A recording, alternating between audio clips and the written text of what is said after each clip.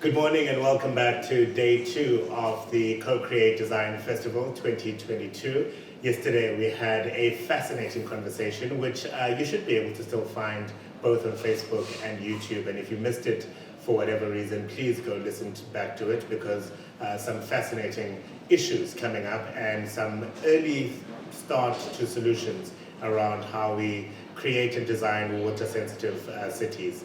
The focus today is going to be on the citizens. Citizens both in terms of getting them into a room as part of the design thinking process, but also remembering that whatever process we undertake, ultimately it will serve the citizens of this country. My name is Africa Malane. It's going to be my joy and pleasure to host this brief formal part of the panel discussion. I hope you're going to be part of the conversation. Do use the comment section, both on Facebook and YouTube, to pose any questions to the panel members. And of course, we'll make sure that we include those as well in the 2 hours we have you. This, of course, is made possible by the generosity of the Consulate General of the Kingdom of the Netherlands. They've had this partnership with the Craft and Design Institute for more than 20 years now, and the dialogue continues.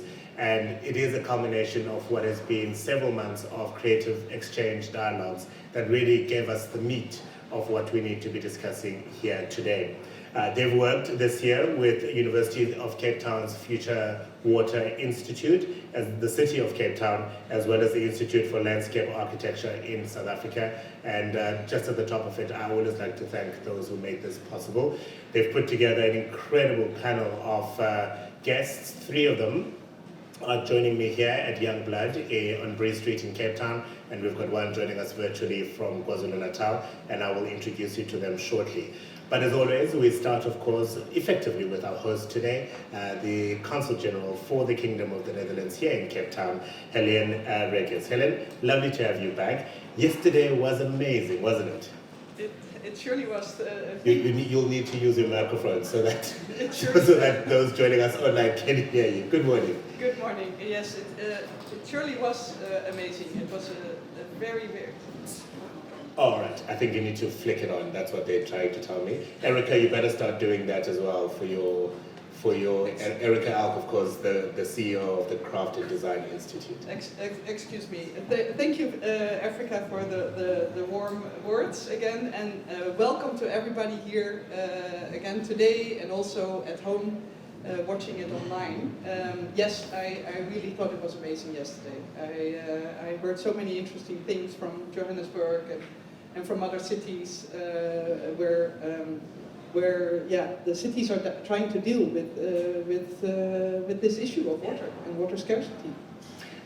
One of my reflections at the end of it was that some of these challenges that we pose and dialogue over, certainly on the African continent, will need systems designs to bring about solutions, right? So it's not about a product, it's about how do we build a system that makes it possible for us to realize this thing. And I asked yesterday about how the Netherlands is responding to a drought, and today you've got some really nice examples actually, particularly out of Rotterdam, yes, that you can reflect on with us. Yes, and thank you for asking. I think it is very nice to mention this, what the city of Rotterdam is doing in the design, and it is also very much linked to the theme of today of the citizen, because the citizens are very much involved in this whole idea of how can we make a city resilient.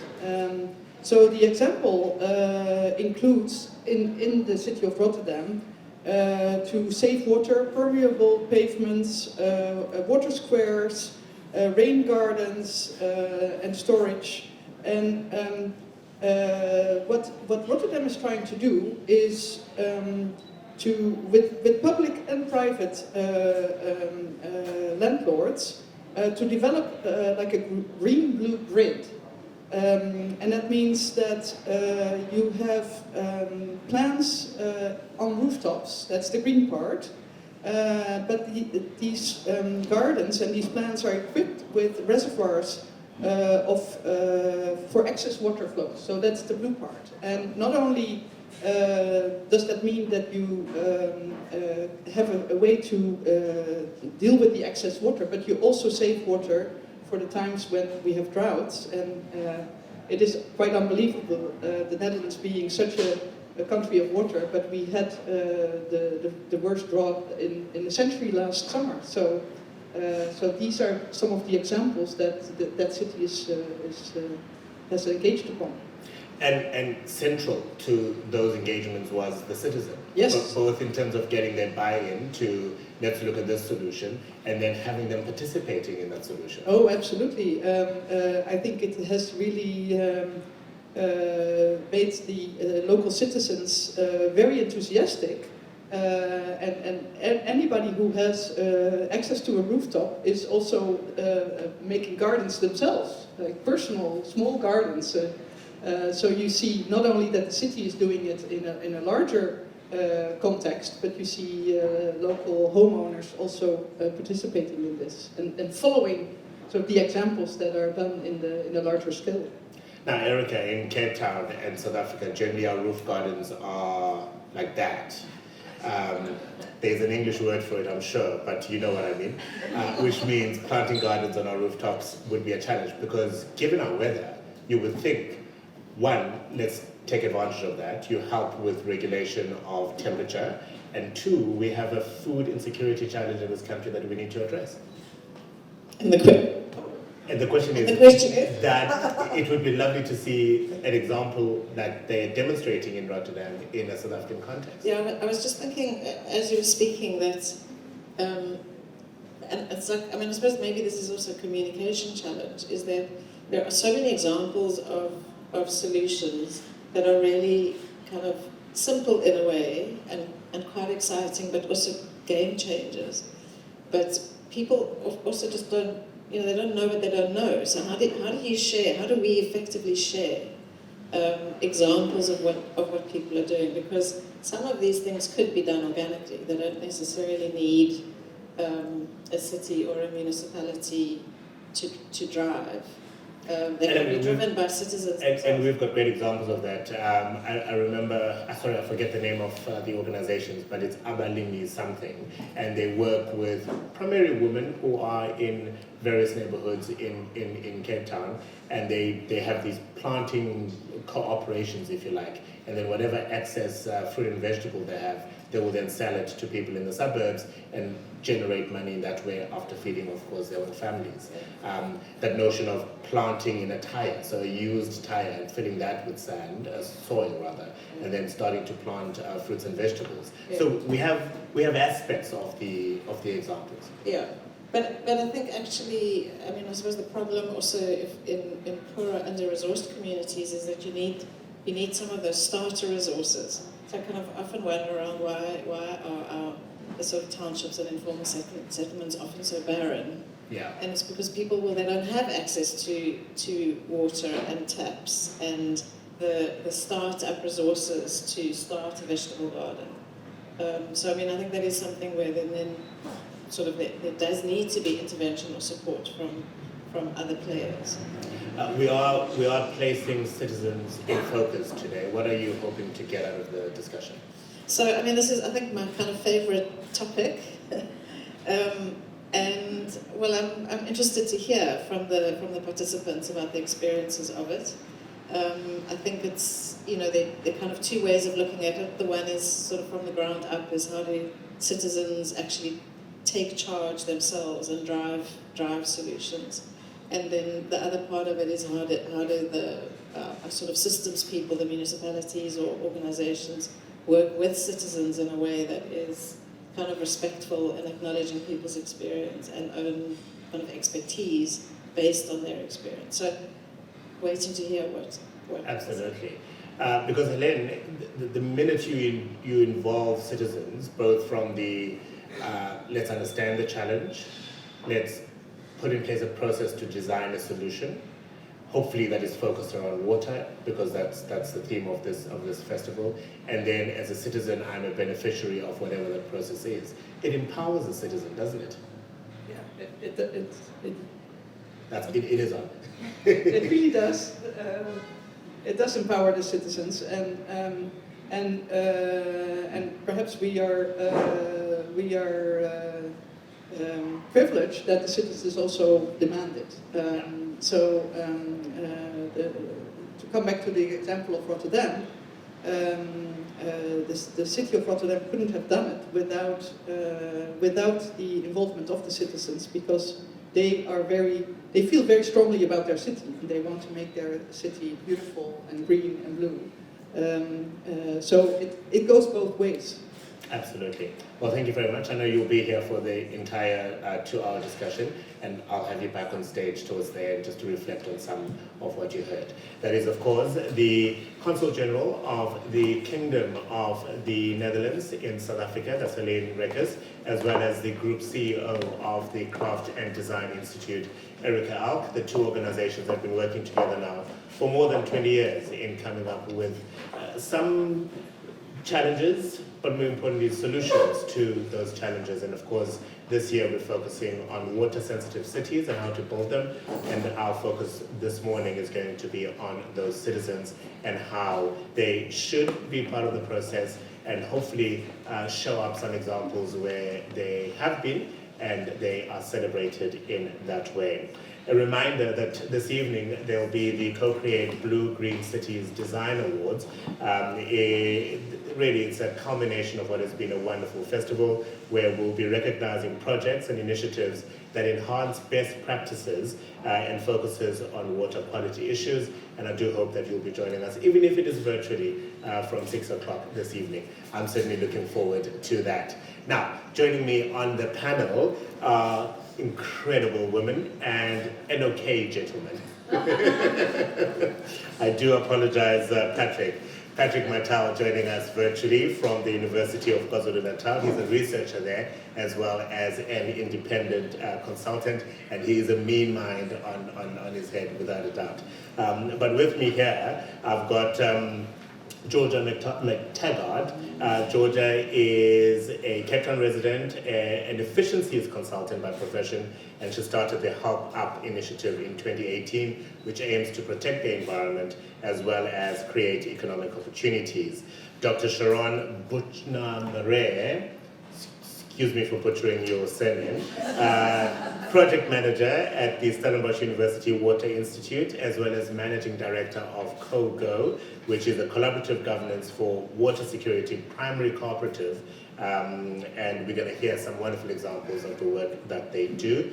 And then Romy Stander is one of the directors of the Joburg-based NGO Water for the Future, and Lungile Kajwaya is also here. She's joining us in the audience, and we'll certainly be referring some questions to them.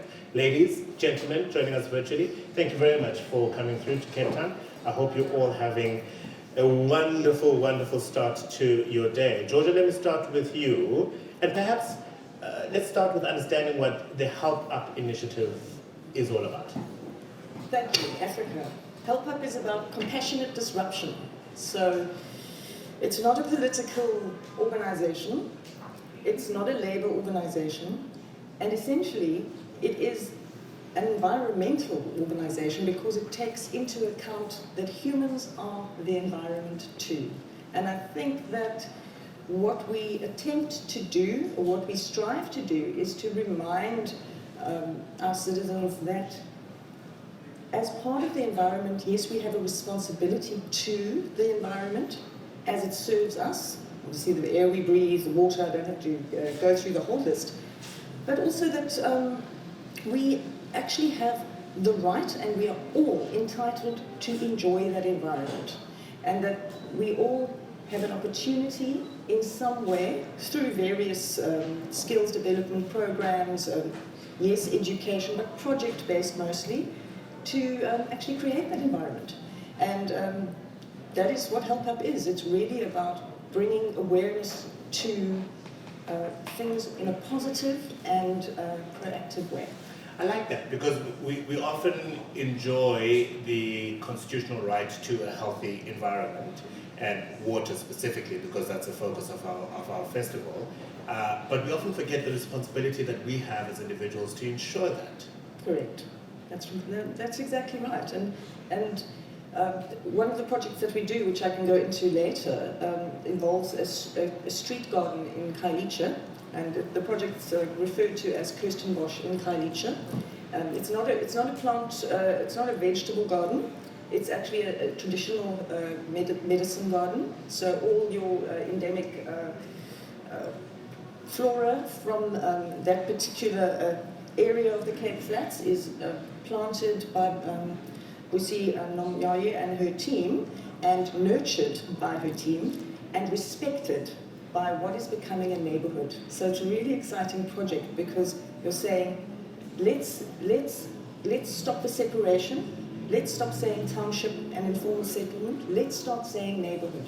Let's create neighborhoods and let's grow that into an expansive, collaborative project with the people sitting in on this panel, the audience here, as well as those who are watching. Let's consider that this is possible and that everything is actually possible. For sure. Sharon, do you want to talk to us about COGO, what it seeks to achieve? Sure. COGO is about social impact. It's to mobilize social impact.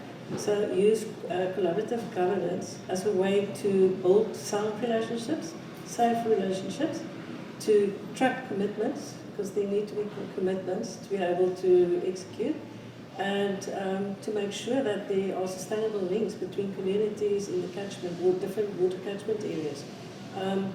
Mainly in the decision-making area, or the decision makers, it's often very difficult for decision makers to go into a space where they need to take action. They don't always have the support or all the information or the necessary research to back that up. So it sort of creates a gap, and it's a fast-moving world. People battle to stay abreast with information, the most relevant and most recent information. So COGO is a bridge builder. Typical example, Civic Centre in the city of Cape Town is in the heart of the foreshore part of the city.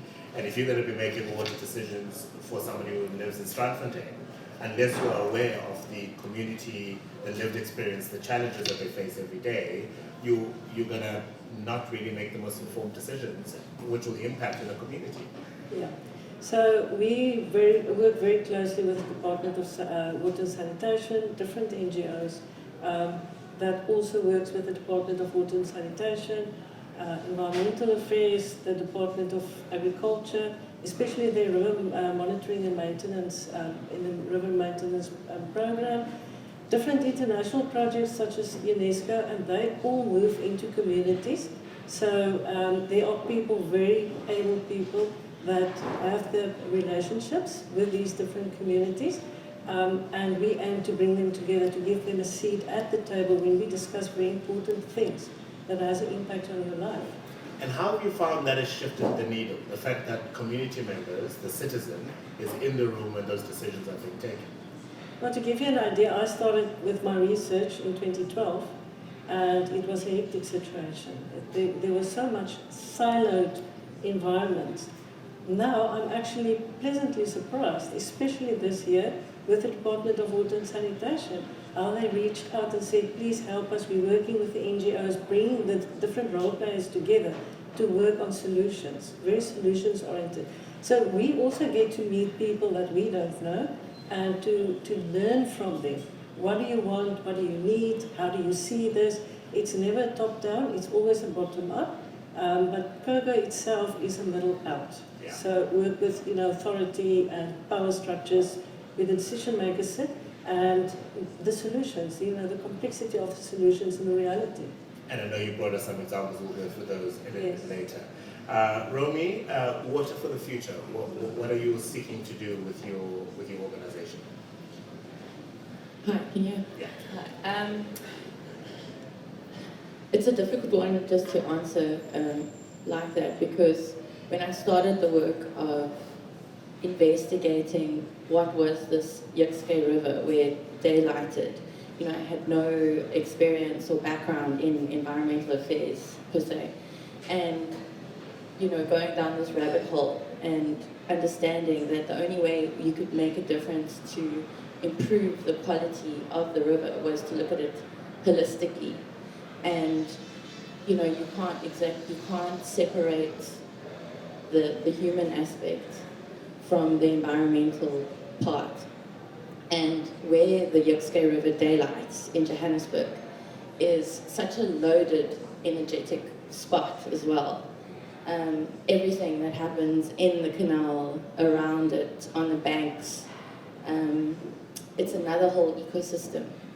And you really need to understand that before you could start the work. So where I started and originally with Haneli Kutsia, the environmental artist, you know, we went down the route of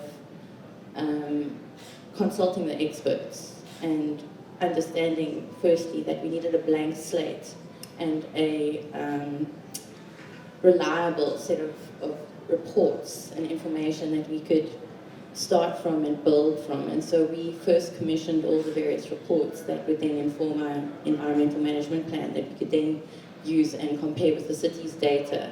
And what sort of reports? Just to give one or two examples. Well, from sensitivity audits, which explain how many different types of alien invasive plants there are and and the management plans that come from that, of how you deal with them and take them out in a proper way, to historical reports of the area, like what was here hundreds of years ago before any human intervention, to engineering, hydrological, aquatic ecology. I mean, the things I've learned from where I started to now, I can tell you. People say, oh, what's your degree? And I'm like, no, I just know a lot about a little and a little about a lot. Really, because there is just so much to a river and everyone around a river. And I think early on, when Lungi also joined us, we realized that this wealth of information is so difficult to understand, even if you've gotten a trick or, you know, for us to break it down. The experts can't even tell you where to start. And there's no ABC plan. And you really just need to feel it out. And we were very lucky in about a year ago, we won the Goethe and the British Council Sustainable Together grant. And with that money, we went into the community, and you know, Lungi can tell you more about that experience, and it's really brought us such a long way that we feel the community is with us today. Let's actually bring Lungi in, if we can just have the camera on her, please. Tell us about the process of bringing in the community into the conversation, into the discussion. I mean, an organization... You'll need to... But just see that it's on.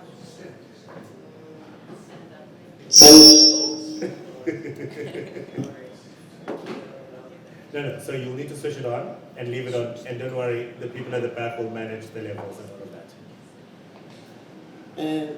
Yes, okay. Sanbona.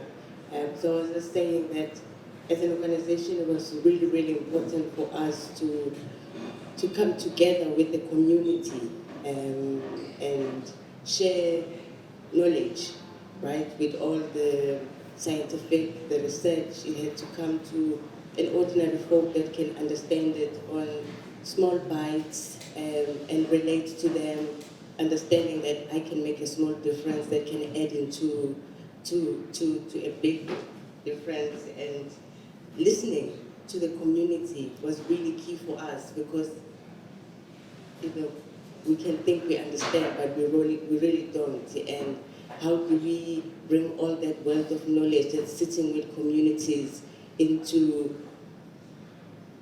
togetherness and coming with solutions from the bottom-up movement? Because often those voices get disconnected, misrepresented, and not really given, because then there could be partnerships there, right? So this is part of me, then I take ownership of it, then I look after it, and yeah, so it was so important for our organization to really go down and be grassrooting, yeah. Because I imagine we all have individual relationships with the river, right? Some people use the river as access to clean water because perhaps they don't have sanitation from the city. Other people use the river for ritual and for religion, where they'll go and be baptized or speak to their and commute with their ancestors. Other people will use the river for washing their clothes. We all have different relationships with the river, and we all think we have a claim to that. How was the process of needing to build a community around that river and appreciate that this river belongs to all of us. And yes, if you want to go and use it for ritual, that's fine, but do respect that somebody else is going to need to use it for another reason altogether. Yeah, I mean, that's like shared relationships as well. And because we are at the bottom, yeah? No, we're at the upper. We at the It's, yeah. where we started, maybe talk about our pop-up office at the Daylight Point. Yes.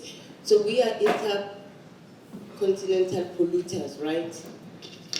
So everyone down to Alexandra, all the way to Mozambique, at the Indian Ocean, we are up there. So we said, okay, how do we make sure that because it's a culture shift as well.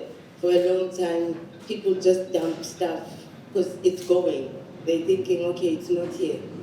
But I mean, it's really ending up somewhere, affecting someone. Yeah. In Alexandria, for an example, they do a big ritual, the sangomas there, because the energy of the river. But you're cleansing something with what? With water that's dirty. So we had to really bring in, the children, education programs, where we say, what role what role do you play on a small scale? And knowing that affects, Mozambique, the fish, the seafood comes back and gets eaten by us. But it's got some part of what we did, messing it up. So we had to really connect these two. But it's so far, you don't think about it. Yeah. But it's really close. Exactly. Thank you for that. Let me bring you in now, Patrick. You are a researcher at the University of KwaZulu-Natal, but you're also an independent consultant, and you've done a lot of work around the transformative riverine management program. Do you want to talk to us about what that is and the process you undertook to come to wherever you are now in the spectrum? Good morning, Africa, and also ladies and gentlemen. So I'm just going to talk a little bit about the Transformative Riverine Management Program, or I'll use the acronym TRMP. So basically, the TRMP is all about managing our riverine areas. The main ambition is to manage 7,400 kilometers of our rivers and streams within eThekwini, or Durban's municipal area. So I'm sure you can appreciate that that's quite an ambitious task. So this program that's been going on for a while, largely in terms of project preparation, it's received funding from the C40 Cities Finance Facility for the first two, almost you can say, stages of it. The most recent stage is now funded by the Africa French Development Bank. And so with this project, it's looking at proactive riverine management.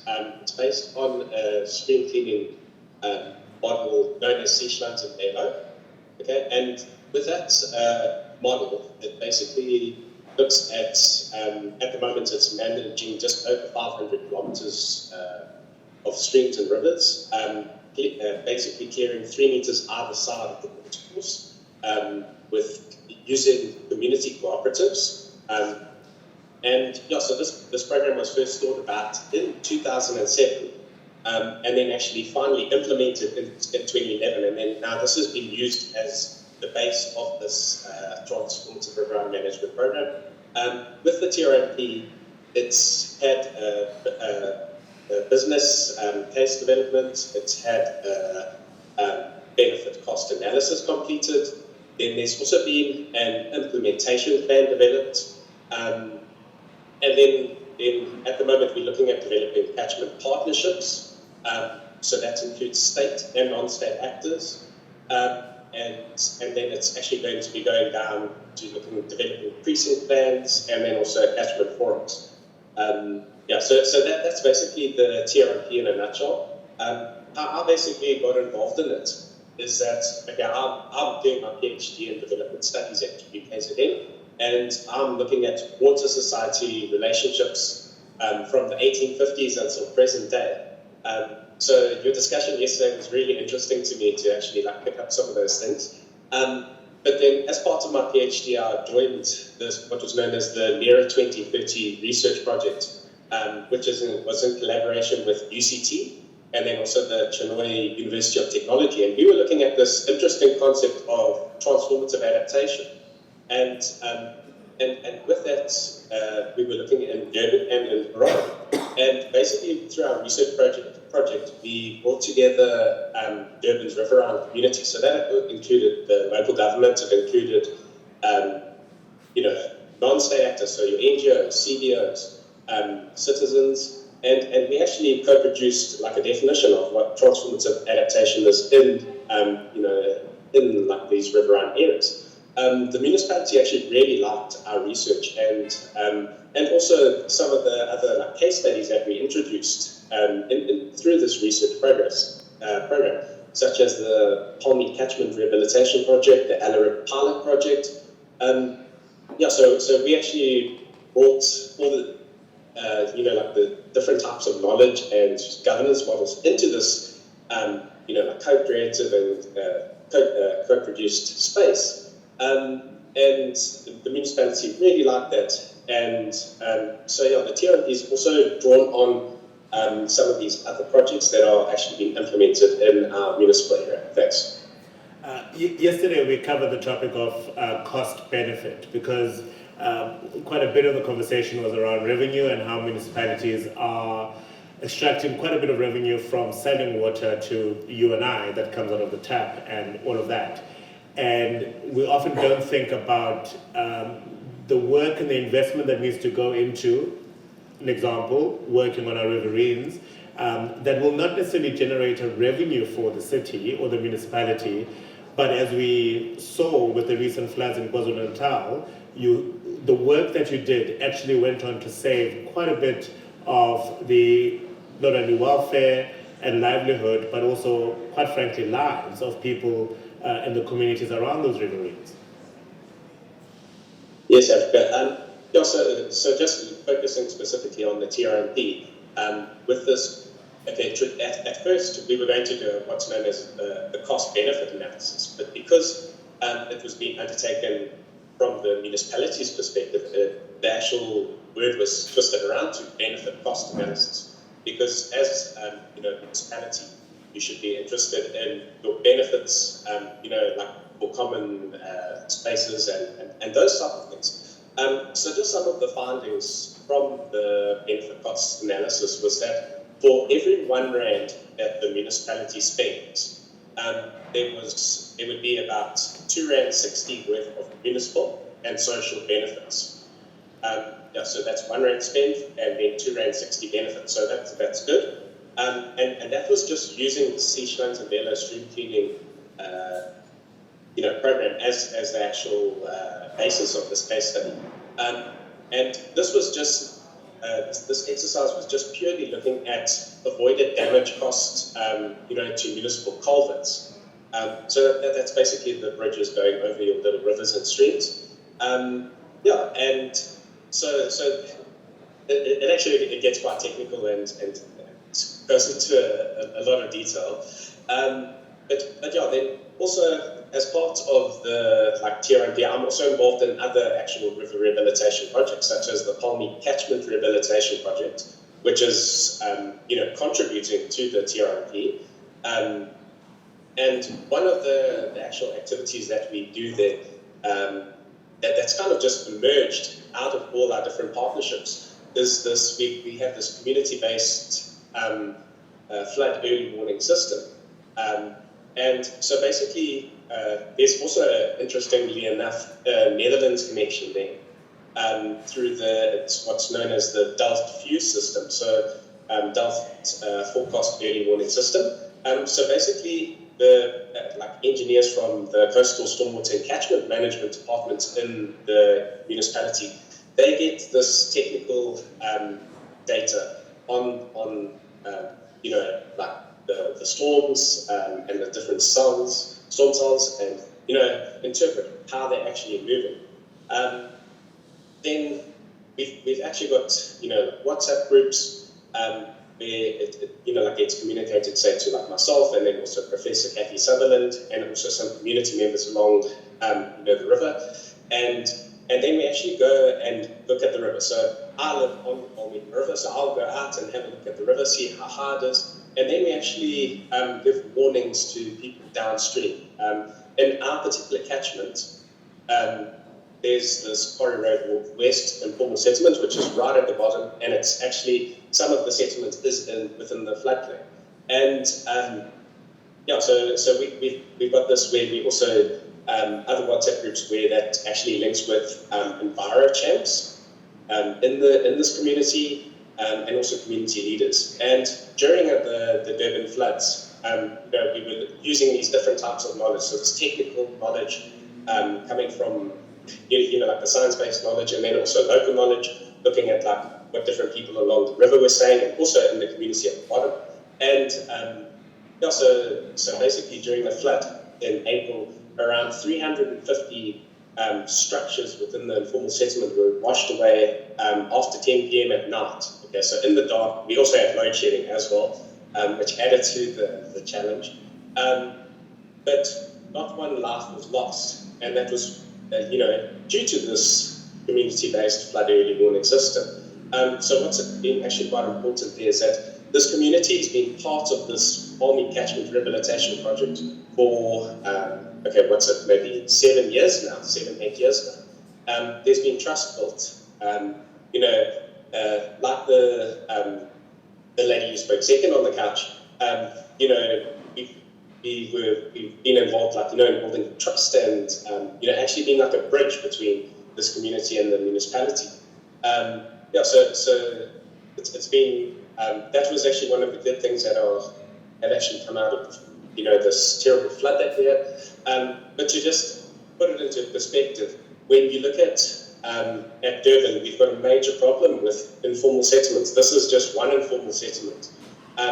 There's about 589 others in the city. It comes to something like about 300,000 households. And about 11,000 of those households are actually within the 1 in 100-year flood line. So we're actually looking at upscaling this and this community-based flood early warning system, and trying to include it in the transformative riverine management program. Thanks. Thanks for that, indeed. Let's then go to the heart of it. We need citizens to be central to defining the challenge, to coming up with the solution, and working collaboratively with both private and public entities and NGOs in order to get to that solution. It's not as easy as we all make it sound, I don't imagine. I imagine there are some wonderful, wonderful challenges that you each can refer to. So perhaps examples of we hit a wall in that particular instance. Most importantly, this is how we got over that wall. And let me start with you again, Georgia. Okay. I first want to acknowledge what you said, Sharon, because I really want to say that the Department of Water and Sanitation has been a phenomenal shifting in the past years from a specific management style to a much more inclusive and community-ready sort of platform, and I really must acknowledge that. And I've seen that shift from 2018 to the present time. To answer your question, what are the challenges? The challenges were originally or initially around communication. At that stage, it would be okay, we have a cleanup. We would have to email the city and say, well, we're going to have a cleanup. But then, please, could you arrange for the filled bags to be collected? Now that's gone through an email, and you've had to copy X amount of people, and then it becomes one of that. Well, somebody was going to do it, and someone was going to organise it. And one of our things is that we close the loop. So if we have a cleanup, we insist that the rubbish bags are collected and taken from that site, because obviously you don't want to have to go fetch it or pick it all up again the next day.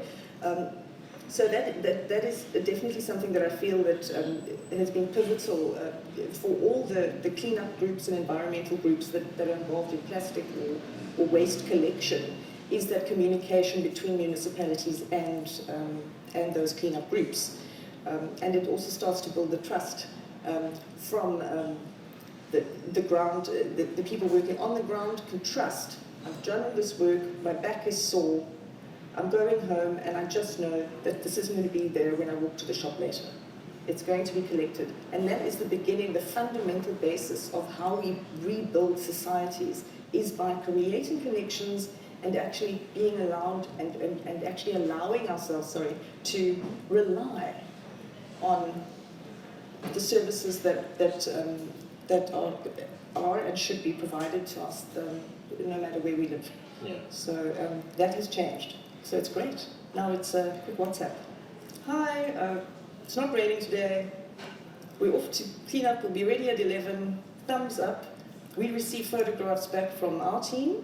We send those photographs back, so the communication is visual. This is the amount we collected. Mostly was nappies. There's this. There's a problem. There's a pole that's fallen over. Information that wasn't reaching the city before, from an informal settlement, is now reaching the city, and then the city responds immediately with a picture from the truck. Bags are collected. Everything's done. Now I can walk down the street. There's no litter on the ground. The plants are growing. Everyone's smiling and enjoying the view, the flowers. That's what we want to see. Absolutely. Sharon, we do though have a very real challenge where many of community members, I mean, we have more than 50% of our population living below the poverty line, right? And they generally choose locations. We'll make a reference there to more than 500 townships in eThekwini alone, and there'll be a reason why they would have chosen those areas, because it's close to work. They don't want to have to incur the cost of long distance traveling. We know of people in Cape Town who travel for 2 hours. They spend 80% of their wages on transportation. So if you can build a temporary home that sadly becomes a permanent home for some people in a place that is perhaps not that safe, it's a floodplain, it's next to a metro rail line, whatever the case may be, that person is driven by a need to survive. And here you come and say, working with the Department of Water and Sanitation, they want us to do this, but it will inconvenience you, in inverted commas, in this way. How do you get them to buy into a concept that perhaps will make them not quite as comfortable as they are right now? Well, I think you touched on a very important common theme, is the pollution in rivers. It bothers us all. And we can blame the sources. In the Eastern River catchment, we have approximately between 6 to 8 communities close to the riverbanks. And we see what ends up in the river. But we are acutely aware of the fact that, you brought it up, that people live in very difficult circumstances. There's one neighborhood that's on a slope, so when it rains, when water runs, it takes everything down to the river, and this is the Plankenbrug River. To really support, to understand that the Plankenbrug River needs help. That's how we do it. It's not about blaming each other. We all live downstream. It's about this livelihood that we depend upon. So when I started out, the big concern was the economy in the winelands, and how a river like the Plankenbrug is a threat to our ability to compete overseas on the shelves and to export our stuff. But what do we need to have a very healthy economy? We need a healthy community that depends on a healthy river. So we talked a lot about that. If you, in the past, if you go through Stellenbosch, you would see those posts on the maps. Eikestad News specifically said the river is making us sick. And it's this thing, it's the river and it's them and it's the others. But we are making the river sick. And how do we contribute to that? So we know what we find in the river, but we also find it upstream, so everyone is downstream. Everyone is a victim, if you want to be. So how do we deal with that? We have to go into this in a systemic understanding, and that's how the Stellenbosch River Collaborative came together. Is to say, well, we can blame the municipality because we feel they don't do enough. We can blame water and sanitation, we feel they don't do enough. But from the community side, what do we need to understand what must change? And it's not just the vulnerable communities, also the agricultural communities who these people mostly work for. So there's an education and an advocacy role to play. And if I may, if I can just bring up that lovely dragonfly, the slide, to explain. Your clicker is there, so they'll be able to bring it up. Okay. So that dragonfly, so what we did, we worked with art students, communication design art students, that needed a project, and we said we want to work with the dragonfly for specific reasons. There's this mini-SAS, it's the South African scoring system of the goggetjies that you get in the river, and it's an indication how healthy the river is. The river, like the Pankenberg River at that stage, was sort of a sewage line. So what do we want to do is to, without going into a very bad river, explain to people, show to them how healthy this river is and what could be, what can be. So storytelling, narration of the dragonfly. There's many initiatives that use the dragonfly. I'm very aware of the work that's being done by Kevin Winter and team. Professor Samways is a colleague on campus. And we started to work with this understanding symbolically, what does it mean? And if you look at the biology, the science behind it, what does it mean? Just as a matter of interest, we've got a dragonfly and a damselfly. So the dragonfly is the one with the thick body, damselfly is the one with the slim body. The damselfly DNA, the carbon dated, precedes the fynbos in the southern tip of South Africa. It's the oldest DNA in the world. The dragonfly generally is 300 million years old.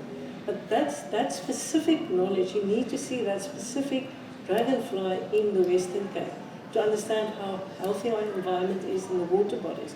And it sort of energizes people, say, we want to see this. So that's what we used when we sat down with the Berkeley Partnership to do a rehash of what's happening there. They used the dragonfly, but what I understood from that is it's just a logo. And a vision, but there isn't more into this. So I worked closely with students on campus, community members, even in vulnerable communities, to understand what do you understand from the dragonfly. And the students then went, that's what we wanted. We wanted postcards about dragonflies. And Professor Samways just mentioned that dragonflies, in a sense, is messengers, or are messengers from the future. So the students started to play, and that's one of the two that Pogo adopted, the others are logo. And if you look at the image, it's actually a literal illustration of the land use in Stellenbosch. And you'll see the Eerste River as the veins, and you see the white spaces. Those are the gaps that exist between land users, stakeholders, interests. How do we bridge that? And if we talk about governance, we always think, oh, that's the government, the political, the government agencies that needs to govern, or corporates. True, corporates can learn, or we can learn a lot from corporate, but corporates function within fences.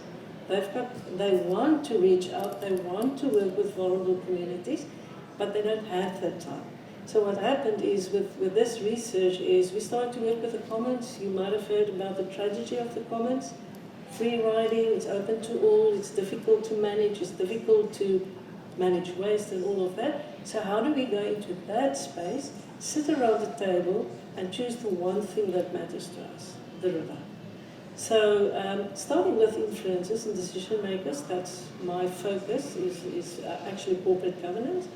How can we bring together all these different views? If you look at that picture, everyone has a different lens, how they look at a certain problem. But what's the combining, the pivotal feature that you want to address? So back to pollution.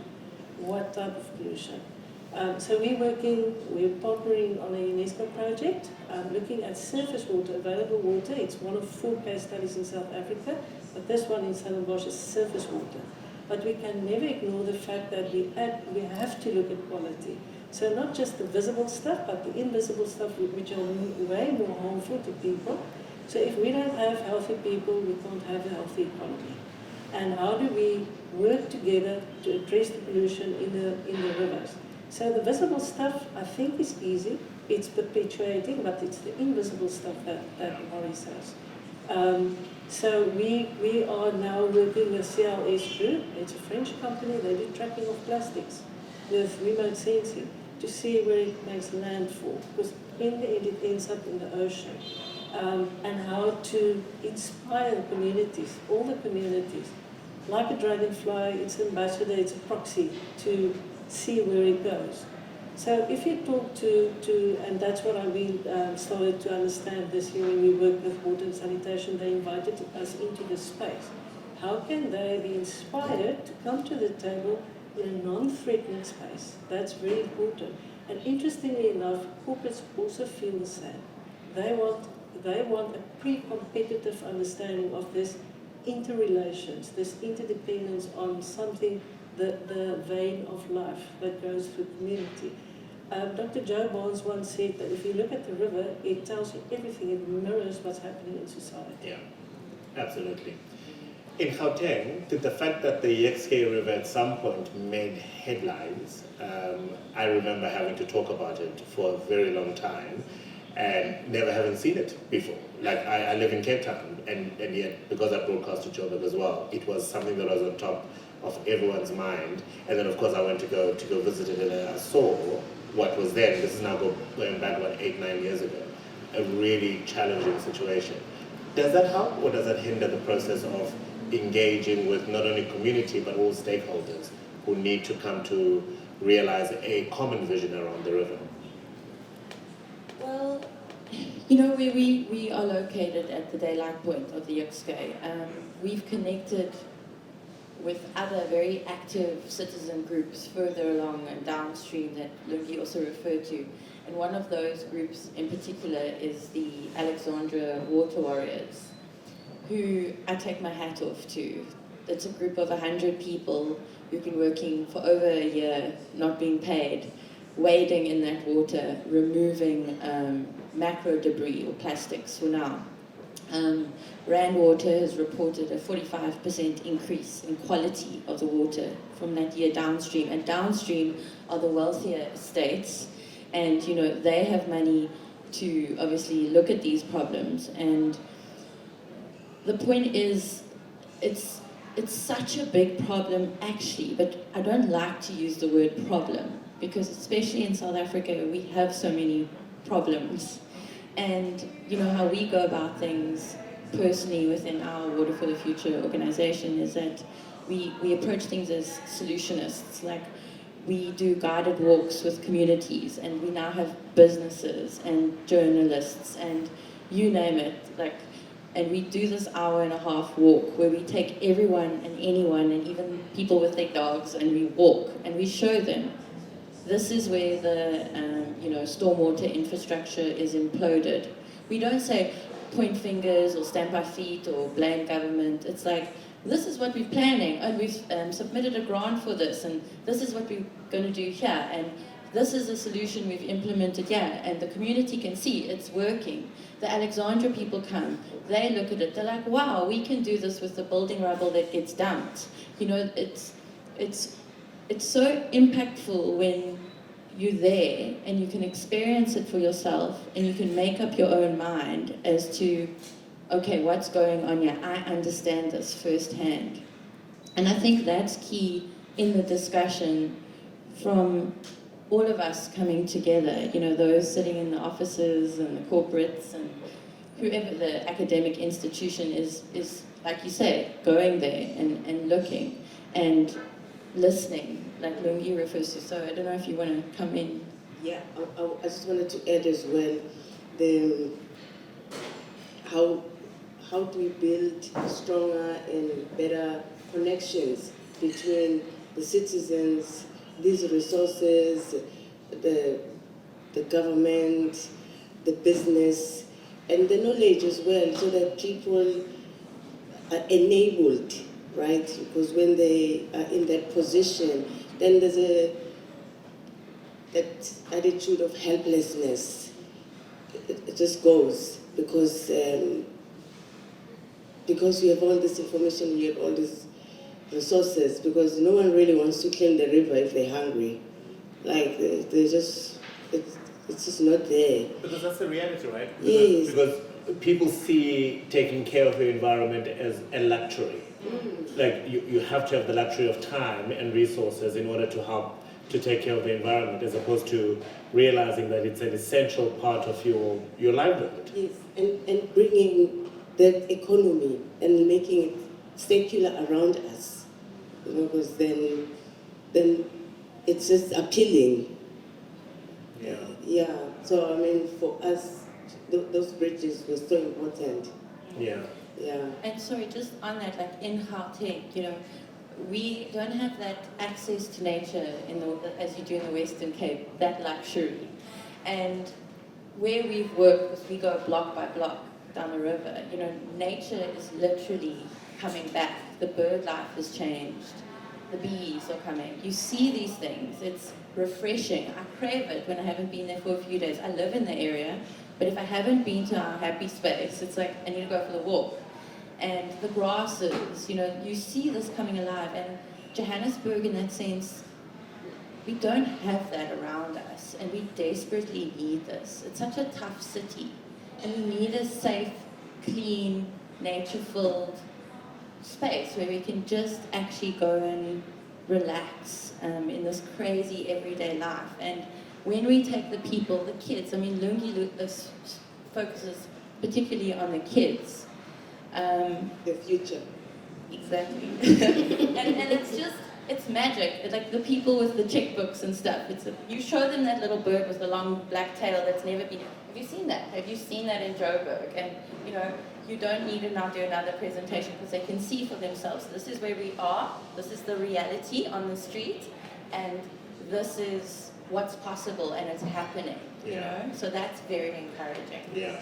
I will be coming to you next with your questions. And of course, if you're watching us on Facebook or YouTube, you can use the comment section to pose your questions for any and all of our panelists.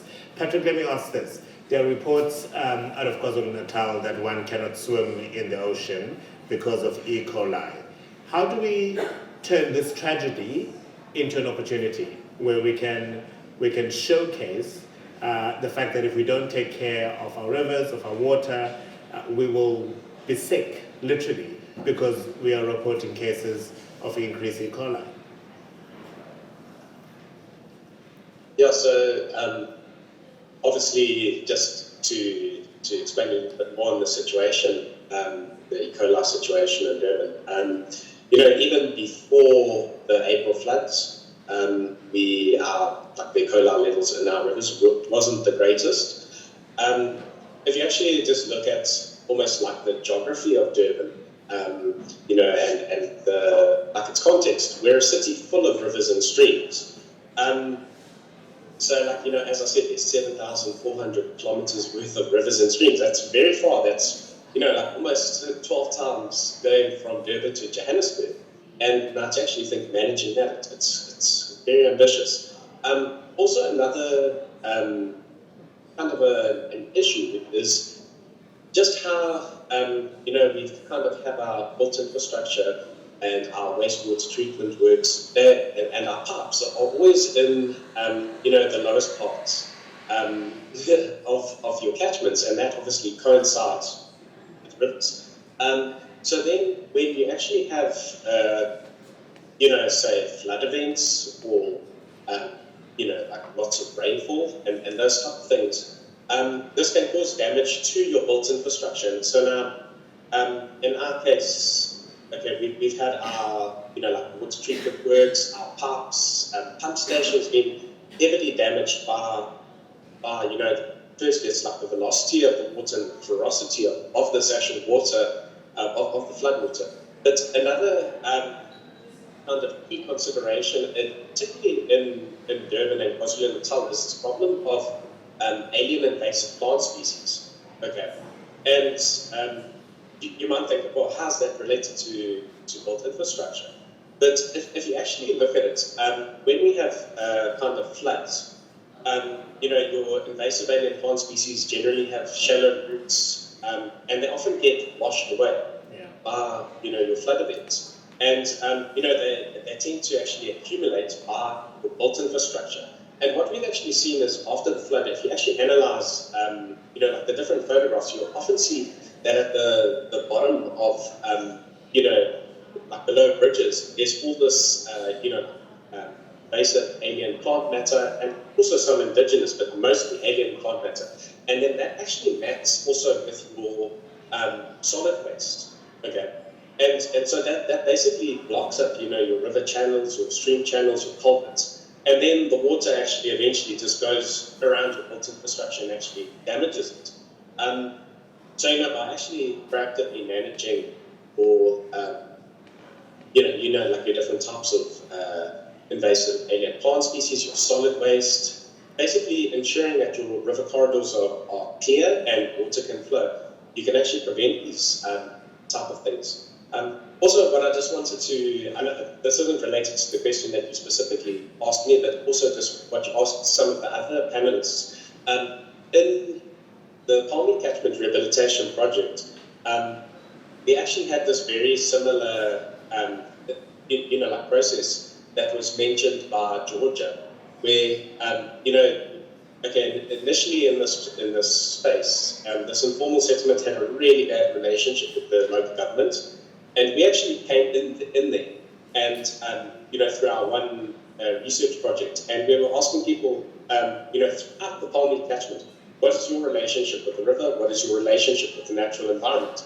And just through that process of actually engaging with people, this actually developed into the Palmy Catchment Rehabilitation Project, and we brought different community members or anyone who's got an interest with the Palmy River, into a space where they could actually co-produce and co-design an action plan, that's got different responsibilities and that. So you've got a number of people working together in, like this kind of, like a participatory governance platform. And so there's a lot of trust around that for this particular project. And even as also what was part of that, where as people from our research team did community-based risk mapping with informal settlements in this Poro-based informal settlement. And it wasn't us just, as researchers coming in and saying, okay, this is a flood hazard here, fire hazard, these type of things. We actually got the community members to map out their own risks. Yeah.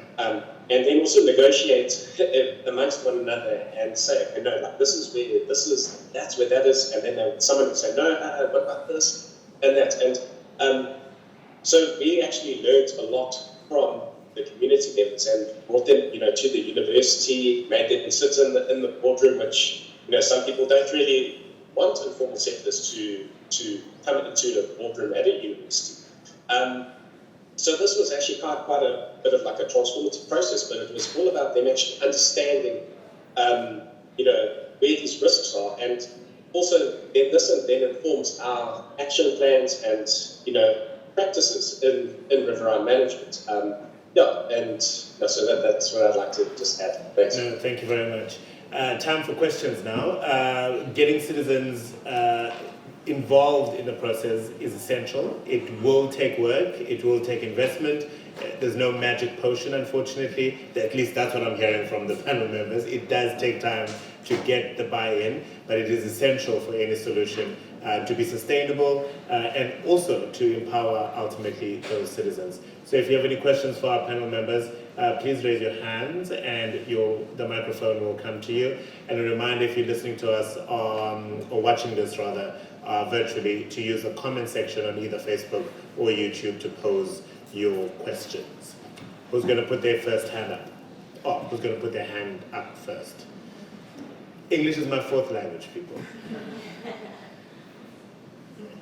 Are you all good? Oh, there's one. There's one from Ndela in the city of Johannesburg. He gets to turn the turn the tables. Thank you, thank you. Great work that you're doing, thank you. I wonder, and this is not, this question is not specifically to anyone, but the panel in general. You see, how would you advise government then to go about with community participation? Because, you know, in government, there tend to be projects that are time-based, and often as government officials, we don't feel like we have the time, you know. So it often becomes then very difficult when we have to involve the citizens because we only have so much time to consult them, and you know, some consultation workshops turn out well in terms of the turn up of the people, and some don't. But either way, then we feel like, okay, we know we had scheduled time for this, we did it, whether people pitched or not, we have to move on, that type of thing. So how would you advise government to better engage citizens, to ensure that participation? Because from where I'm standing, I feel like, you know, we're just consulting, we tick the box that we consulted, and a lot of times I see that we are often not even feeling the obligation to be inclusive of the community, but rather that, you know, we did the process, we've ticked the box, and we're moving along with the project. Thank you. I think you've half identified the challenge in your question. It is, I think, shifting the approach from this is an exercise I'm obligated to do, and I'm just going to do it to tick the box, and actually truly, meaningfully wanting to engage with community around these things. And if community is not going to come to your invited meeting, understand why. Is there something not inviting about the environment that I've invited them to? Is there something, is it difficult for them to access it? Or whatever the case may be. Is it at a time when generations and legacy is on? Do you know what I mean? Like you ask sort of those practical questions and really work with the community for a time that works with them. At least that's my uninformed answer to your question. Sharon, you probably have done, I mean, you all have done a lot with government, but your program particularly looks to bridge that gap. How would you advise on that? So interestingly enough, when I started with my research, the Stellenbosch municipality was one of the first stakeholders with the other relevant government agencies. And they asked us, please stop beating us, assist us. You know, we want a safe space where we can share with you our frustrations, you know, the bottlenecks, the challenges. The moment they said that, the moment they opened up like that, the other parties in this group that are consulted with as stakeholders, and they are the Stel, SPEED, WWF, Cape Nature, a homeowners association, they were eager to sit around the table and say, how can we help you? And started to talk about the real issues without the sensitivity that usually pops up, or, you know, the pushing back, you know, in our case, Lemba, Nirma, but.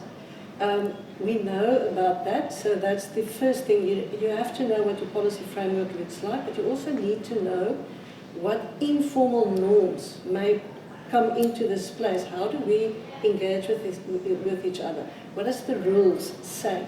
And it's not always in the rule books, because from experience earlier, we knew that there's a huge gap between the Department of Water and Sanitation and Environmental Affairs if we talk about invasive steering in the river, because of the process.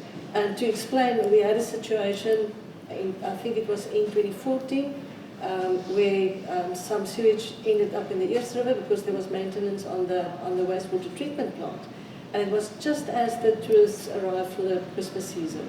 Flying past Spear.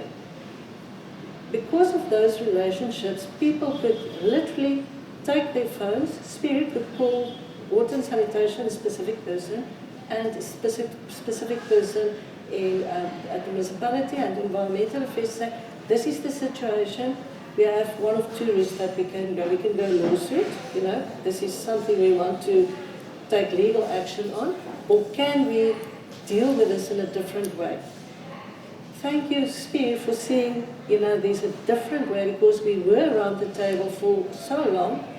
The municipality immediately said, yes, let's discuss this on the phone. The water and sanitation team said, this is what we can guide you to do. Within 2 weeks, that problem was addressed, without losing, from the tourism sector, and without trespassing on any law. But in March, we could come together and say, what did we learn from this? How can we support you further? Is this a possibility in the future? So we knew in advance, for instance, that there may be more spills, and it's just due to the nature of the update and so on. And it really, really, the emotions that usually flared up and it ended up in media, it went away. There was this relationship of, I want to make a suggestion. The Stel, for instance, the Plankenbroek River can stink a lot. And this guy understood, the sustainability manager, if you divert the water higher up and you just flush the river, then the problem is addressed. Also in tourist time at Bergkelder, and he called the engineer and said, listen, are you willing to do this? The engineer said, yes, let's do it, problem solved. Without all the meetings, all the threats, media stuff, all of that. So, on the other hand, municipalities need to endorse this kind of spaces. They have to support it, they have to, and that's what we enjoy in Stellenbosch. They will say, bring Kogo in, bring the Stellenbosch River Collaborative in, we need to sit around the table and discuss this from the different angles. How do we understand it? What's possible? And also for funding. I think his challenge is more primary. He needs to get people in the room in order to build that trust. Romy? I'm so glad to see you on that. I bumped into him at breakfast as well. I always feel for the city officials. I wouldn't want to be them, but every other time I have a meeting, I'm so, I say to friends and family, I was like, there are so many incredible civil servants out there, champions who do this work on weekends in their spare time, who care, who do this. It's not just a job and getting their paycheck, they actually care. And the media is full of all the doom and gloom. But I'm sorry, but that's our job. If it's going to make the news, unfortunately, there has to be something out of the ordinary about it. And that is the nature of the work we do. But it's like, how do we focus our energy? So what Ondela is asking for is a space, a safe space that Sharon is referring to. NGOs like ourselves and many others, we offer that safe space. We can never understand this big picture, the big problem you need to deal with, but private, corporate, everybody understands we need to come to the party. Everybody is waiting because we've seen the E word, ESCOM. And we just can't allow that to happen with water. And we know we headed there, and we need to have these safe spaces now to just start having these difficult conversations and understanding how can we help you. Exactly what Sharon is saying. Can I ask a practical question? Do you have a database of NGOs that you can then reach out to and say, we need to consult on this particular, piece of legislation or whatever the case may be, and then ask them to help with getting the people in the room? Yeah, there is. I think personally, I find there is the database, but for one reason or another, as you said, you can never get people at the same time, to a same place, and so there's almost like there's a continuous engagement and relationship building that's required, but at the same time, society expects results, so you cannot, you only have so much time for public engagement, and then there must be results, whether from society or the powers above, but there must be throughput at the end, and I think that's where the difficulties are. But I did get from the panelists that I think more than anything, it's about building the relationships even outside of the time of those projects. Yeah. So, but by the time the projects come, it's quite easy to pick on those contacts. Thank you. Either that or give them a braai and they'll come. Sorry, I just wanted to answer your question. Yes. That's okay. Yes, go ahead, yeah. Okay, this might seem a little out there, but I really believe in this. Incentivize. And don't incentivize like we're going to pay you to come to our meeting. If you want to have your majority of an area that you want to transform, if you want to have the majority of the citizens of that area engage with your project so that you can have the most successful outcome, you're going to have to consider that, and someone else said this, I'm just going to repeat it, but I can't remember his name right now. It was something like someone in poverty is not interested in your meeting. That person isn't interested in your agenda. That person wants to know about what's for lunch, where the next nappy's coming from, how much it's going to cost, and where they're going to get water to wash their baby's bottom after they've whacked it. So, those are the things that are important to the citizenry that you are trying to connect with. And you're saying to them, despite your poverty, you need to come and join my meeting. I'm very disappointed. The favorite word, human behavior. I'll tell you about human behavior. We're humans, we're all the same. Whether you're throwing your motor oil down the stormwater in your house in Wonderbosch, or whether you're chucking it in the river, you're still a sinner. So we need to first understand that if we want to engage with our entire citizenry, we have to consider the challenges that they face.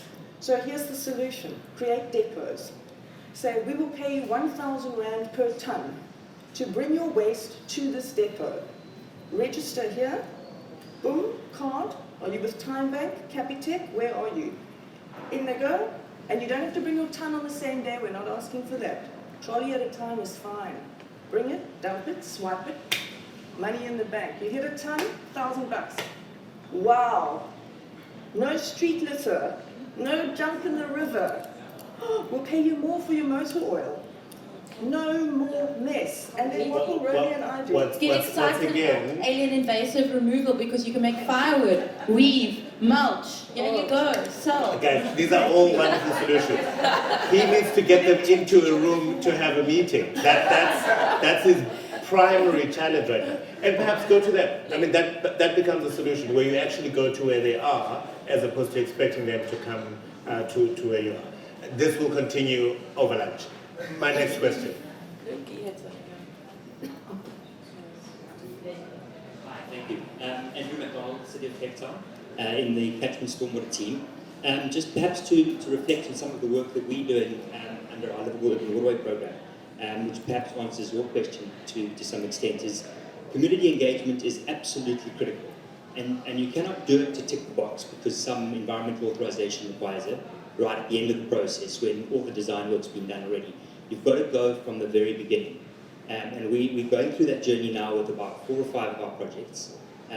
We've had six engagements with the communities already.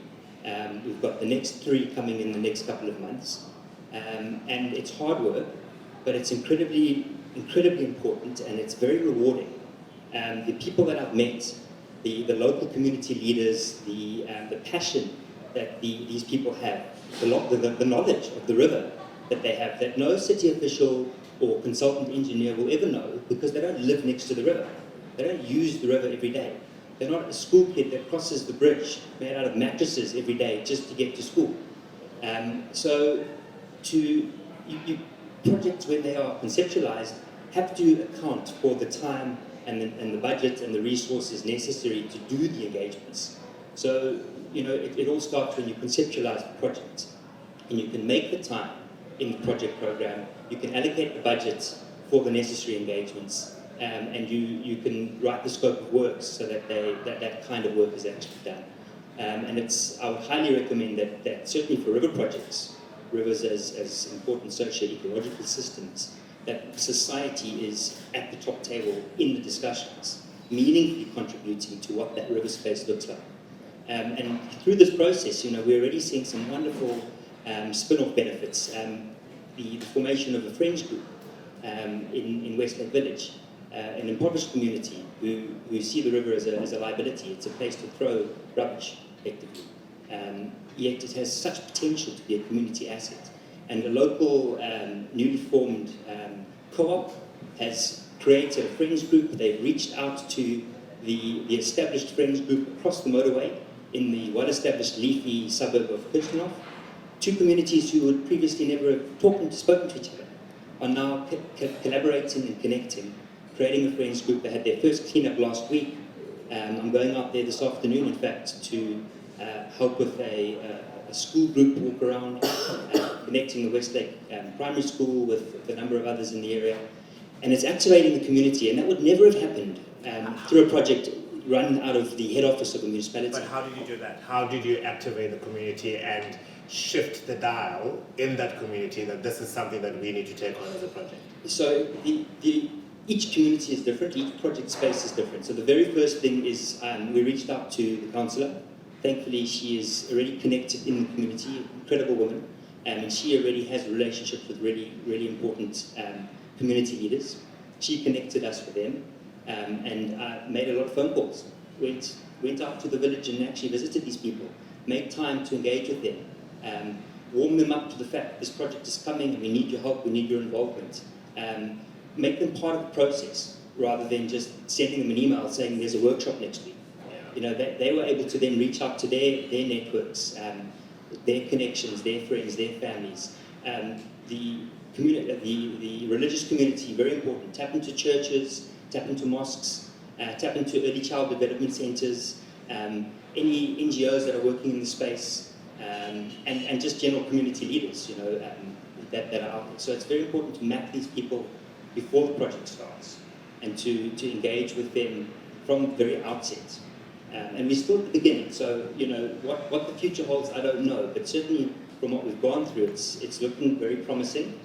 And each space is different. Westlake, that project's going to be very different to the Coniston Park project, very different, and that's going to be very different to the Grootbush Kloof project, very different to the Fairfield project, but the principles are the same. And it's shifting that dial in the municipal engineer's mind that engagement must happen at the very beginning, and it must be throughout the project. Yeah. Even once the project's finished and the construction team is off-site and the landscaping team is done. In fact, that's probably where the ongoing engagement is even more important, so that space can continually be looked after and cared for by the communities in partnership with them. And Jordan Lewis will give you the budget for that, yeah? Well, I'm hoping. So far, so good. Can I So far, so good, yeah. just add to what you say, and I'm looking at Kirsty. Universities play a pivotal role in this space because we need data, we need efforts from researchers to engage with us. So often, in the type of work that we do, it starts with a research project. And municipalities, the government structures are very more lenient, more acceptable. They accept the fact that when a researchers approach them, this has gravity, and it will have a sustainable force. All right, thank you for that. Lungi? Yeah, I just wanted to add this with dialogues. Is your microphone on? I'm not.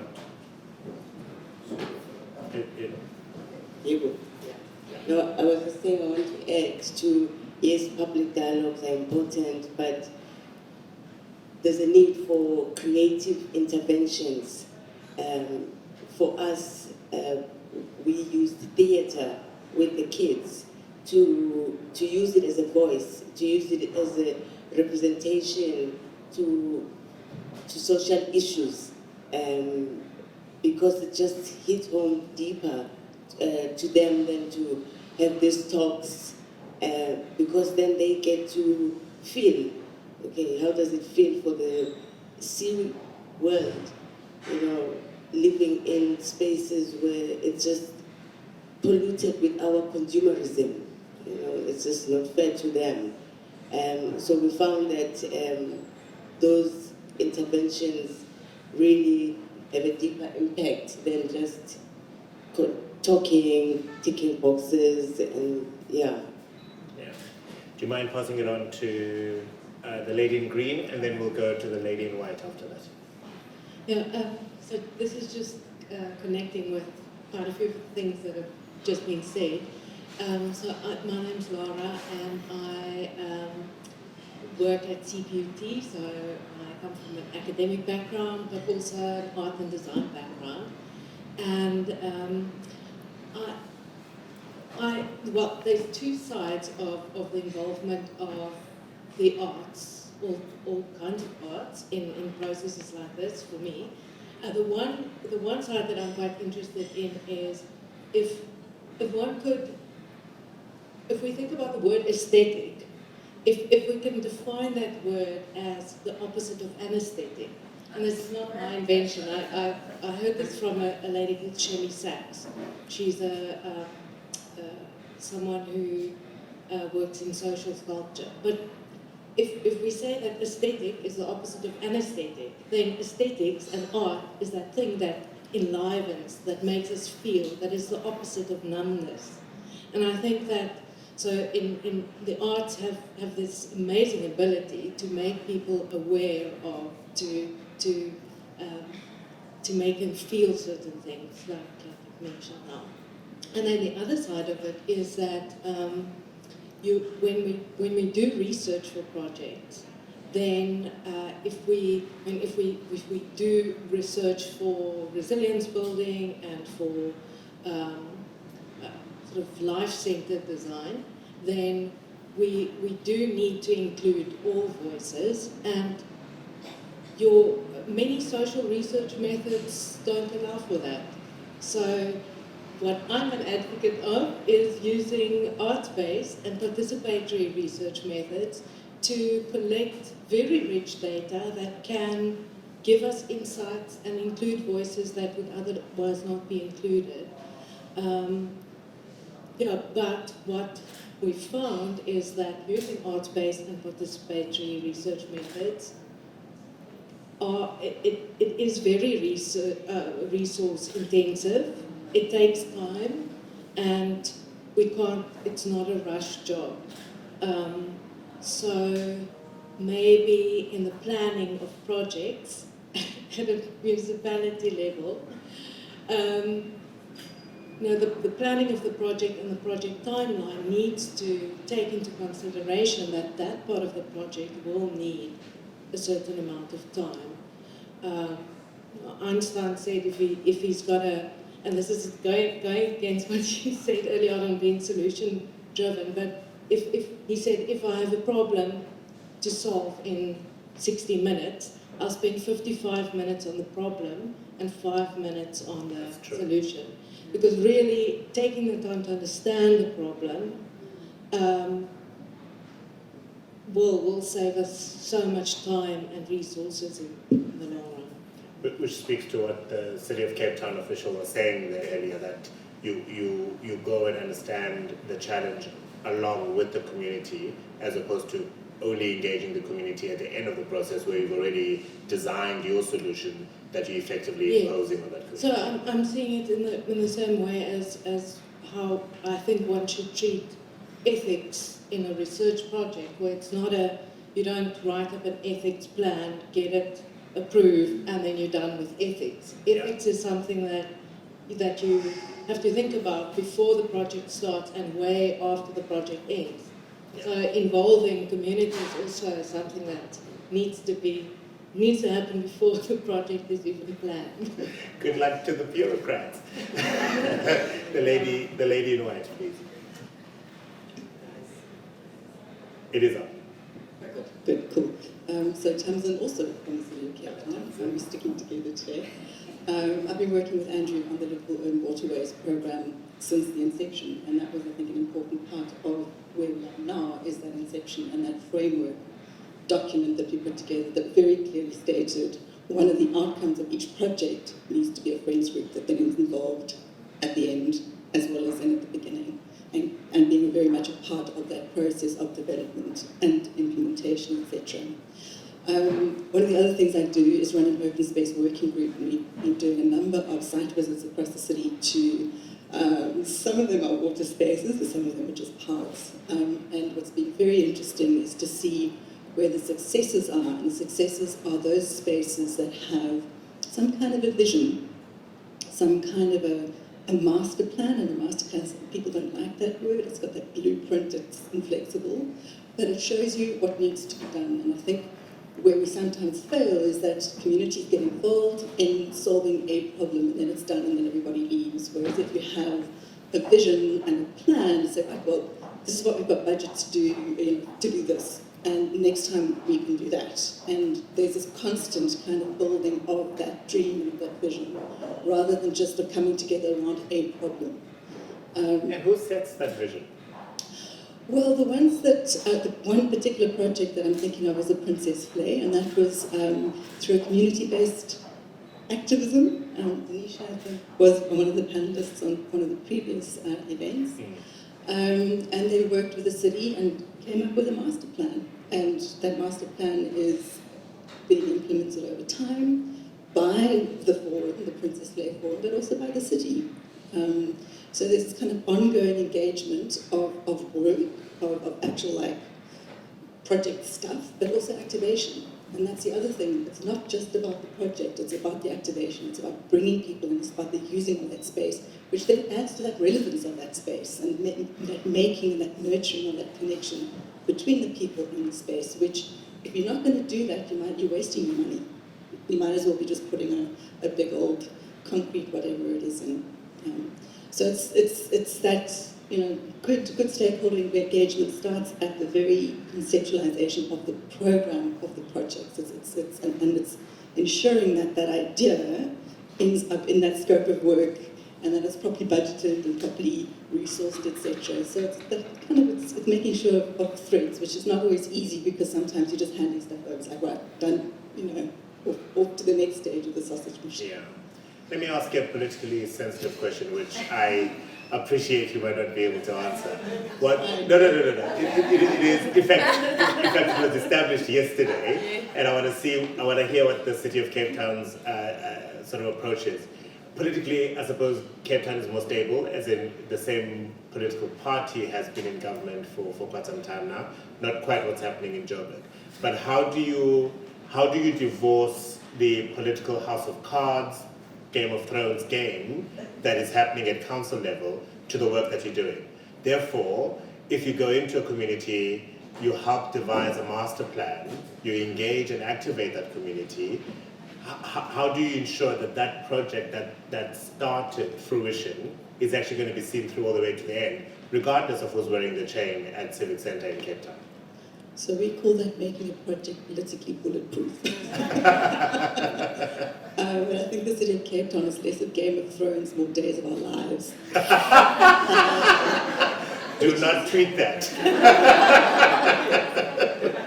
Oops.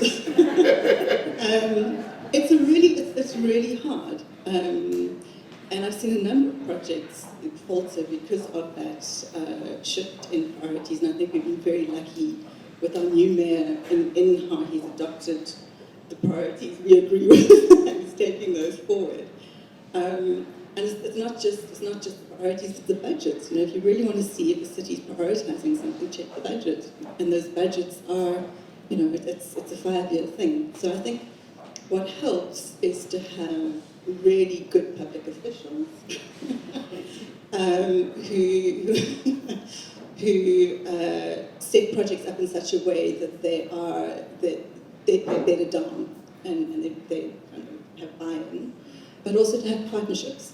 So it's partnerships with external organizations. So, if you have a bit of a wobble in the administration, you have external partners who can also still push, which is why the friends groups and the cash management forums are so important, because they can keep going, and then hopefully the next political iteration will pick the baton up and we'll keep moving.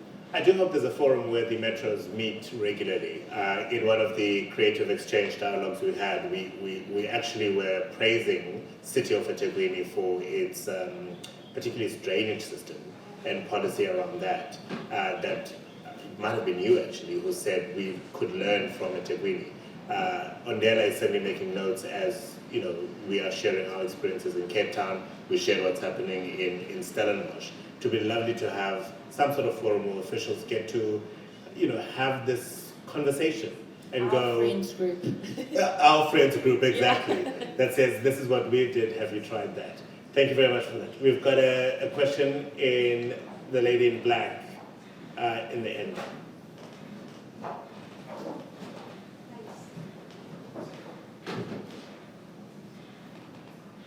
Can you hear me? Yes. Oh, sorry. As a rule, when you hand over the microphone, don't switch it off. Just leave it on, and then we'll manage it from the back. But thank you. Hi, Sarah Polonsky, Department of Forestry, Fisheries and Environment, the Natural Resource Management Programs. I've got a question which is, in a sense, from my experience, often the interest or the getting onto a resourcing radar means that there's something already happening in a space that kind of predates government's investment from whatever sphere of government. And I wonder what are those kind of what are the key catalysing things that are in place? I mean, we've heard summits around, often it's civil society and community activism, but I wonder the extent to which at a local government level those things also inform how your resourcing is then prioritised. Because there's a sort of a tension between going where things are working and there's an energy that's likely to enhance success, and also investing in places where there really is a big gap. Thank you. I think that's more towards the city officials. Indeed. If I may, and to the panel. Okay. Yeah. Is there any particular panelist you'd like to tackle that, or? No. Okay. You guys can decide among. And Patrick, we haven't forgotten about you. I promise you. Maybe we can come to you with that question. How you work with municipalities and local government around prioritizing. That we'll give it to you the minute we get to hear from the two city representatives that are here. So we'll hear both from Joburg and Cape Town, if that's okay. Yeah. Yeah, very good comments and quite an important question. Prioritizing is never easy because you've got so many pressing needs at the same time, so many different obligations and interests to try and spread your very thin resource base, whether it's budget or people or other resources, in a fair way. So we certainly in Cape Town do take prioritization very seriously. Saying that, there are low-hanging fruit where you would want to start a project or build on some existing good work done, whether it's previous work by the city or by community groups. It's building on successes already. It's often a lot easier to get successful projects going where there already is an active community group who have done some really good work. Half your stakeholder engagement is already done if you've got those relationships built already. And you can leverage some incredible value with a small amount of investment off the back of some hard work done by others already. And the Princess Play example is perhaps a great example of that. A lot of great work done by the Princess Play Forum as an NGO. The city is supporting that now and is investing a little bit of time and effort around that, but the benefits are amplified. So yeah, I mean, it also works. The other side of the coin is, you've got to go where it's difficult, because that's where the real need is. And certainly, for the Livable Urban Waterway program, the current projects which we have underway are in relatively easy spaces, because we're trying to learn, we're trying to get it right, and almost not guarantee, but give us at least a fighting chance of success, building on the really good work done by predecessors over the years in those catchments. But we're about to embark on some very exciting but also very challenging work in the neighbouring catchment of Zikweflei, Big and Little Lotus rivers, where there's been very little work done which we can build on. And we are, again, the C40 City Finance Facility support, the same support that equitable have been leveraging in the last 4 years with their transport. So what would be the catalyst to go to Zikweflei then? So if the one is a low-hanging fruit, an activated community already, therefore we can show and demonstrate a result in a fairly efficient amount of time, why is the city deciding, or what are the contributing factors that determine Zikweflei as a project? For me personally, I think there's significant benefits, not just a flood benefit or a water quality benefit, but multiple benefits by putting in properly planned and designed interventions in the Zikwe catchment. And probably the biggest benefit, if we can get it right, and I caveat by saying if we can get it right, because it's not guaranteed that we'll get it right, is the socio-economic benefits that our projects should be able to unlock for members of the local community. So, tapping into the green economy, the circular economy, job opportunities off the back of the green economy. These are the kinds of things which we need to start exploring through our projects. It's not just a river rehabilitation project where we bring in an engineer and an aquatic ecologist. We've got to start to tap into the socio-economic elements as well. Yeah. And that's why that catchment has been chosen. There's a real need for the rivers there, downstream Zikweflei, which is really suffering quite badly from all the upstream catchment land use and interventions. But the communities there desperately need interventions which can sort of unlock opportunities for them. Yeah. And we'll be exploring that through this work. Tamsin? And I just build on what Andrew was saying. So, I mean, all of the current ongoing liberal urban waterways projects, as well as the new ones, are also located on the Cape Flat Aquifer. And we need to recognise that we as a city are going to be using that water as part of our bulk water supply. So ensuring that it's recharging the way that it needs to, and that the water quality that's recharging the groundwater is a decent quality, is a top priority. So it's starting to recognise that interconnectivity of water systems, it's not just surface water is one part of it, and our reliance on that resource going forward, and that resource as part of a broader resilience strategy. I'll leave it on now. For sure. Andela, from the City of Joburg point of view, how do you prioritize your projects? Thank you. I probably will speak not entirely on behalf of the city and how they mobilize projects, but rather where I'm sitting, which is the Environment and Infrastructure Services Department, which is more of a policy based, develop bylaws and policies and so forth. And what usually then informs projects there is really usually responding to certain concerns from the communities of business, whether they come via the media or they come via certain groups. Which is why I asked the question that I asked earlier, because from where I'm sitting, I really feel like most of the agenda and most of the projects are driven more by the privileged, and I feel like even when there's community engagements, I often feel like there's a part of society that is left out here, and hence I was asking the question of how do you, get even deeper in trying to make sure that everyone is taking along and not just a certain privileged groups of society. And so even when you are engaging, from my perspective, certainly certain MPOs and so forth, I often ask myself, even if an NPO is from Soweto, for example, but how much of the society of Soweto are these two NPOs representing? You know, because you are dealing with such a huge population, and how sure are you that their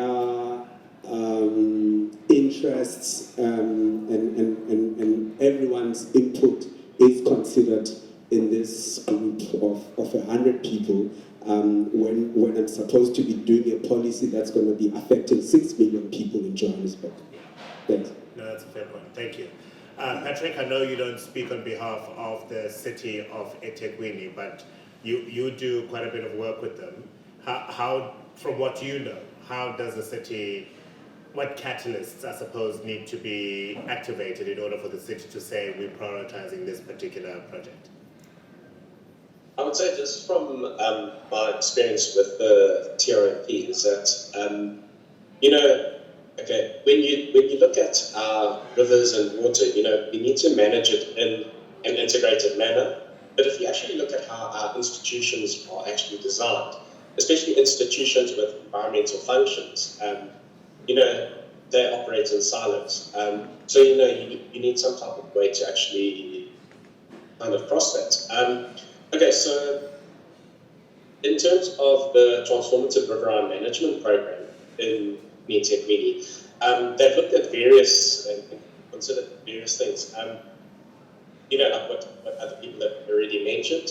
Just something different is what they've looked at is known as taking the top slice of the budget, okay, for the TRMP. So basically what that means is you look at the entire budget of the city, and you actually have to convey the importance of your particular project or program, that it actually results in like it being considered so important that it actually takes almost from other departments. But what actually, what I think really matters is having, the practical demonstrability of these projects, and actually quantifying the value, showing how you can basically use your limited, scarce resources more effectively, by actually doing your different interventions that, like in an integrated way across these silos. Another thing, what just from like our experience is, you've got to actually engage with the right people, in your municipality. So a lot of our TRMP work is done with the senior managers of these different departments, but if you actually look who's deciding on the budgets and that, it's the heads of the department. So, you actually have to learn on how to engage with these different heads of the department, the deputy heads as well. And you have to view this almost as a process of managing rivers or waterways in an integrated manner. Another thing, particularly in the case of Durban, is that you actually have to consider the local development context. And I think a lot of our work in Durban, considers, okay, whatever you do, is it creating jobs? Is it alleviating poverty? Our national imperatives. So then, if you come with a project such as Seashlands of Bello, which is based in the former township areas that are high density, low income, and you're actually creating jobs while doing these things. The politicians love that, that story. So you've got to try to create some type of alignment between, your best technical process to follow, and then also your political imperatives. I think that would be my take on it. Well, here's a wonderful project that you can take to the city of eThekwini. They can employ thousands of people to remove alien plant vegetation. because unfortunately the rate at which we're pulling them out of the ground, they're growing much faster.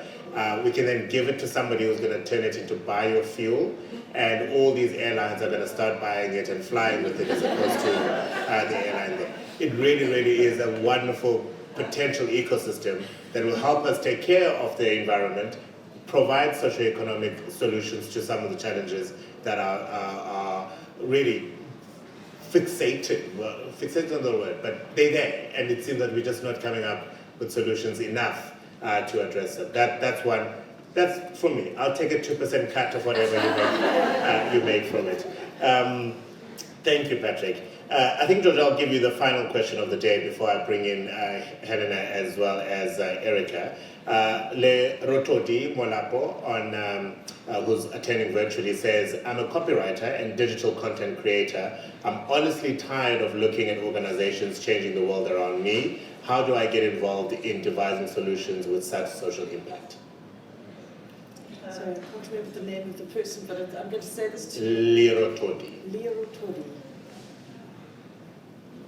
When we're finished, please walk outside your front door, go onto your street, look around you, and just collect all the rubbish you see. And do it all the time. And wherever you go, take a little bag and just pick it up. Just keep going, because what your little impact is going to become the way of the world of the future. And unless it starts with your immediate environment and your community around you, your friends, your family, picking up the dog poop if you're taking the poodle for a walk, take responsibility for your space. If you drive a car and there's an oil leak, have that corrected immediately. Take responsibility for your consumption. Choose at the supermarket shelf. You don't need to join a cleanup group. Great if you do, but you don't need to join one. You just need to look after your choices, and you need to expand that. Please don't preach to lots of people about it, because you will lose friends overnight. Don't do that. But I really, really recommend that. And you know, plogging is apparently a thing. I don't think I've got the coordination to jog and collect litter, but apparently that's a thing as well. Something that works quite well as well is if you're walking down the street and you see someone flicking a cigarette out the window, just say, do you know that the city of Cape Town can fine you 2,000 Rand for that? And they've got cameras everywhere. I've done this a few times. People actually jump out of the car. That's a good trick. That's a very good trick. It's a true story too. So just take responsibility for your experience of the world and become the environment that you want to see. Sorry, Gandhi, that you want to see going forward. Thank you. Please help me say thank you very much to all of my panelists for this morning. Georgia, Sharon, Romy, Lungile, and joining us virtually is Patrick. Your insights have been most valuable. And thank you, the audience, delegates rather, to this festival for engaging and for answering some of the questions that were posed of you. Thank you very much, ladies. It's been a lot of fun. And they'll continue joining us here on Young Blood for lunch, and you can engage with them, of course, and there'll be some workshops. I'm now going to bring in, you'll need to come off stage now, thank you, so that we can While that's happening, of course, we will bring back the Consul General of the Kingdom of the Netherlands, South Africa here in Cape Town, that's Helena Reckers, as well as Erica Alk, the Group CEO of the Craft and Design Institute, for a reflection on what they've heard today, and then Erica will give us a very good sense of what's going to happen this afternoon in the workshops, and of course looking forward to the awards as well. It's been fruitful, ladies, it's been engaging, and it's a lot of work ahead for us, isn't it? What did you make of today, Helena? Thank you. I actually would like to approach this from the perspective of a civil servant, and therefore I feel a lot for what the gentleman from Johannesburg was saying about showing results versus the stakeholder engagement. Because the risk is that it becomes mutually exclusive, and that is paralyzing. And that is what nobody wants, of course. And I heard a lot of good examples of where the engagement can be very fruitful. So I don't pretend to know the answer either. The only thing that I can think of as an additional thought to all of this is how important it is also to and I call it segment your stakeholders. I mean, there are, and I didn't hear that yet, and so therefore I'd like to mention it. There are stakeholders that are perhaps younger and like to use the internet. So coming back to the city of Rotterdam, they opened a website and they call it stakeholder engagement for the blue-green grid. So people, there is a segment of your stakeholders that like to contribute that way, that don't have to come to a meeting, but like to say what they think. Then there are, and I heard people say that there are people that want to think along creatively. They need to be brought in early. But then there are people that just want to be heard and perhaps not have great ideas. And you can also find a way to accommodate that, but knowing that these people are not the creators with you. And then it was mentioned, the politicians that want to be able to show results, and then it becomes very important, and you exactly did that, the communication. Make sure that you emphasize something that you know the politicians is helpful for them. So you can emphasize the employment creation.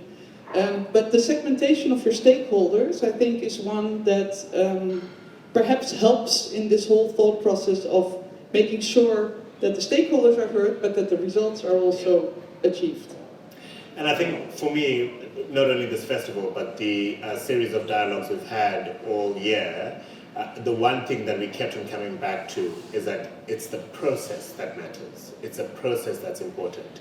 We can be very solutions focused, like I want those 2 ferns to be as green as possible, without actually engaging in the process that it's going to take for us to get to that. And I imagine that's something that resonates with you. It was something that the lady in the green top said, that we need to spend 55 minutes of the hour on the problem, the challenge, understanding it, coming up with solutions, prototyping, testing, discarding, doing it again, before we get to the 5 minutes where we say, this is a solution that we want to place forward. Well, that's correct, but the risk of that is ultimately that the result is never reached, that the process becomes too important. And that's why I feel so much for what the gentleman also yesterday was telling us about Johannesburg. And perhaps I can bring in one example of an earlier co-create meeting that we had, and that was the area of Liesbeek. I was very, very impressed at their presentation. It was already a successful community engagement, but you could use that as an example to try to make the process at least oriented towards finding the result. The solution. Erica, what were some of your reflections from today? Am I on? No? Yes. Yes. So I think a big sort of talking to this issue of like when and how do you engage the community is that then it's kind of like the consultation process needs to be part of the scope of works. I think Tamsin might have used that term. That it's part of it's a fundamental part of the process, and it's budgeted for, and the provision is made for the intermediaries or interlocutors or whatever who are going to try and facilitate that engagement. And then the second thing, just thinking about what you just said now, and the experience of the Yukscape project, or what you were talking about, is actually part of the process. It's not just in a room out of the context of what it is that you're trying to do, but the process is in action. If I'm making sense. Yeah. So it's actually part of visiting the site or engaging in the site or taking people to the site, thinking about the solutions in the space. So that the process isn't just about, well, what is the solution and how are we going to get there. You're getting there as part of the process, if this is making sense. It is definitely. It's part of that experiential learning process, right? Yes. Where Yes. if if a community member who lives alongside the river knows exactly what happens in that corner of the river at this time of the year because of A, B, C, D, go to that corner of the river, witness it, experience it, work with a community member to come up with a solution. And part of the kind of design thinking process is the kind of, think and do fast and fail fast. So if you're going in that, if you're doing that kind of process and it's experiential and you learn and you're seeing what's working, what's not working, and you're finding the solution in the mix. Yeah. Well, it's 12 noon, which means the gun, whatever, is about to shoot in Cape Town. And we're going to be breaking for lunch. What happens after lunch? So after lunch, we have a workshop with the 10 finalists for the shortlisted finalists for the award, and in fact we're going to be processing. There was your noon gun. Yeah. We're going to be talking exactly about this topic. Is what was the process that you went through? What did you learn? How would you do it differently? Looking at partnerships, looking at stakeholder engagement. And our idea is that actually if we can harvest some of the lessons and kind of best practice out of that could be a real outcome of these 2 days, or in fact the last couple of months of focusing on water sensitivity. And of course this evening we have the Co-Create Blue-Green Cities Design Awards. Yep, and as you said yesterday, pity those who aren't going to be there. Because we are fully oversubscribed as far as RSVPing is concerned. We will be celebrating wonderful organizations and projects and initiatives that enhance best practice and focus, of course, on water quality issues. And I imagine you guys have been inundated with just incredible solutions, and to choose a winner or number of winners is going to be difficult for you. And the fabulous thing about the way this event has been designed is we don't know who the winner is yet. So the shortlisted potential awardees, are going to be pitching their projects to a panel of judges. And along with the votes that people have cast, we'll be deciding this evening on who the winners are. So it's a fabulous way of doing awards. Looking forward to it. It really is. Well, thank you very much. Thank you for this process. And thank you for your insights as well. Thank you for attending. And thank you for your engagement as well on Facebook and YouTube. It's been a wonderful 2 days of a festival. It all culminates in the awards this evening. I hope that the process has given you enough inspiration to start engaging with some real issues and realizing, as Georgia was saying, that even in your small micro circle, you can actually have a huge impact. So make the right decision starting today. Have a wonderful Thursday, everyone, and thank you for joining us.